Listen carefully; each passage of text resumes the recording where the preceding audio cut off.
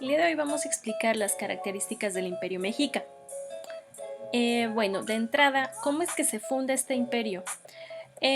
Todo nos remonta a lo que es la denominada leyenda de Aztlán, en donde se habla de que una tribu nómada chichimeca viene migrando, algunos dicen que huyendo, otros dicen que realmente era parte de su sistema de vida como nómadas, pero en el camino se le aparece el dios Huitzilopochtli, dios de la guerra, en este caso a uno de los miembros de la tribu, a Tenoch, y se le aparece en sueños y le da la referencia de que tendrían que llegar a establecerse en un sitio en el cual estuviera rodeado de agua, y la señal sería encontrar un águila devorando una serpiente arriba o encima de un nopal, y que esa sería la señal de que ahí debían establecerse.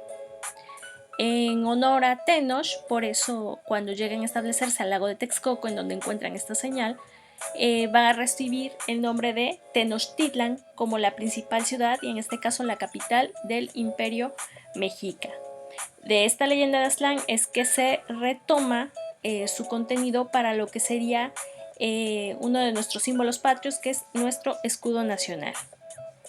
Bueno, el Imperio Mexica se consolidó como imperio a partir de una alianza de tres pueblos fundamentales que serían la ciudad de Texcoco, la ciudad de Tlacopan y la ciudad de Tenochtitlan.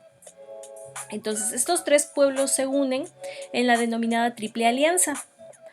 Los mexicas, o también denominados como aztecas, se dedicaban principalmente a lo que era la guerra. Ellos eran militares e iban invadiendo y extendiendo su poderío y su territorio a través de la fuerza, obligando a que a los que subyugaban los convertían en sus, en este caso, pueblos que estaban a merced de lo que dijeran los mexicas, estaban subyugados por ellos y tenían que pagar un tributo a cambio de estar bien con los mexicas.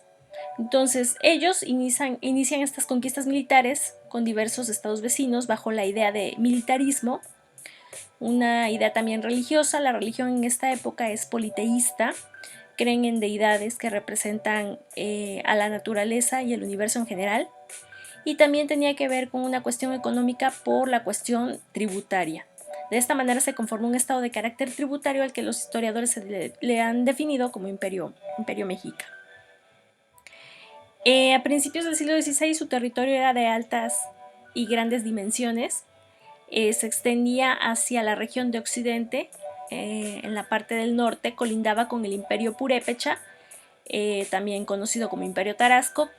Tanto el Mexica como el Imperio Purépecha fueron los dos únicos imperios que se desarrollaron en lo que hoy conocemos como nuestro país. Los purépechas se ubicaban en lo que hoy conocemos como el estado de Michoacán. Entonces, los mexicas colindaban con el Imperio Purépecha.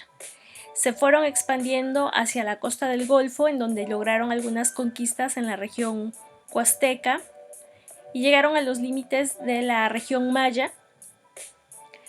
Con ellos, más que una dominación, se va a entablar una especie de comercialización. Dominaron a varios pueblos totonacos, otomís, chichimecas en los estados de Hidalgo y Puebla, y guerrearon contra la región zapoteca y la región mixteca en el estado de Oaxaca, y solamente en el estado de Chiapas lograron conquistar la región del Soconusco. De ahí en fuera, pues principalmente una vez que tenían sometidos a los pueblos, estaban con ese dominio económico por medio de los tributos, de tal manera que en tiempo de los mexicas la base económica era mixta y compaginaban la agricultura intensiva con la caza, la pesca y la recolección, dependiendo de dónde se ubicaran geográficamente, ¿no? A las que sumaba una rica y abundante conexión por intercambios culturales y comerciales principalmente. En este caso va a entrar la función de los comerciantes. Los comerciantes a largas distancias eran denominados o llamados pochtecas, y ellos llevaban una serie de cargadores. Estos cargadores eran llamados tlamemes, que con sus mecapales en la frente y con sus canastos en la espalda iban cargando las cargas directamente hacia donde se dirigía el comerciante, en este caso el posteca. Los productos eran destinados a los mercados, instituciones formales de intercambio. Existe el tianguis o tianquistli y se regía por sus propias comunidades y cuerpo de vigilancia, y va a existir también los primeros mercados.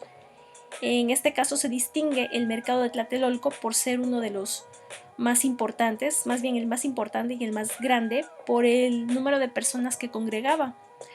Tlatelolco, ubicado hoy en lo que conocemos la Ciudad de México, se dedicó esencialmente al comercio, y pues en este pueblo, en esta ciudad, existió uno de los mercados indígenas más notables en su tiempo. Según narraba Hernán Cortés en una de sus cartas de relación a Carlos V, que más de 300.000 nativos se reunían diariamente a intercambiar sus productos. Y recordemos que principalmente se da mucho el intercambio, el denominado trueque, que intercambiaban productos entre sí. Bueno, aquí viene la parte de los postecas que les venía comentando. Ellos eran comerciantes y trazaron diferentes rutas comerciales que las comunicaban con todos los ricos territorios que componían el imperio. México Tenochtitlan impuso a través de la guerra un férreo sistema de tributaje con las provincias sometidas, o sea que era una manera de pagar una especie como de renta los pueblos que eran sometidos, y se pagaba en especie a través de lo que era el tributo. El tributo, el comercio, fueron los sólidos pilares que sostuvieron la economía estatal del mundo mexica. En cuanto a la religión, bueno, les venía comentando que era una religión basada en el politeísmo, adorando a muchos dioses, entre los que destacan Tezcatlipoca, Huitzilopochtli, Quetzalcóatl, Tlaloc, Ejecatl, Coatlicue, Mictlantecutli, por mencionar algunos de ellos. Pero además eran dioses que representaban a la naturaleza, al universo, y representaban también tanto una forma dual, ¿no? El agua y el fuego en cuanto a los elementos, el día y la noche, pero también la parte femenina y la parte masculina, hombre y mujer. En este caso, así como existía Mictlantecutli, dios de la muerte o del inframundo, estaba Mictlantecíhuatl, que era la diosa de la muerte. Entonces existían sus partes femeninas. Todos los dioses cuya terminación termina en Cihuatl, Cihuatl es una referencia al término femenino. Bueno, continuando, tenemos que hubo un amplio conocimiento científico, literario, diferentes desarrollos y avances culturales en lo que fue esta época, principalmente enfocados al campo de la astronomía, en lo que era la observación de los astros. Ellos establecieron un sistema de observación de tal manera que mucha de la arquitectura de los basamentos que ellos construyeron se basaba precisamente en la observación de los astros. Un ejemplo de ello es la construcción de los nichos en Tajín, en donde cuenta con 365 nichos, y cada nicho equivale a lo que diríamos un día. Pero más allá que ellos tuvieran conocimiento de los días, era el hecho de que sabían de los movimientos de rotación y traslación de la Tierra, de tal manera que en la construcción de los nichos cada día va entrando el sol por cada uno de los diferentes nichos. Por otro lado, elaboraron una serie de calendarios basados en lo que eran las fases de la luna, principalmente para lo que eran las cosechas y cultivos. Así pues, también hubo un amplio conocimiento en lo que serían las matemáticas, estableciendo un sistema de numeración vigesimal. En el caso de los mexicas hubo el uso de 2 calendarios, el solar con carácter agrícola, compuesto por veintenas por 360 días, más 5 adicionales, y el calendario ritual para lo que eran las ofrendas, con trecenas con 260 días. Hablando de este tipo de calendarios, no solamente nos referimos a los mexicas, sino que los mayas, los totonacas, los zapotecos, o sea, casi todas las culturas se dedicaron mucho a lo que fue la observación de los astros. En cuanto a la forma en cómo iban registrando su historia, ellos utilizaron un sistema pictórico a través de dibujos y pigmentos, en donde establecían pues un registro de su historia a través de los denominados códices.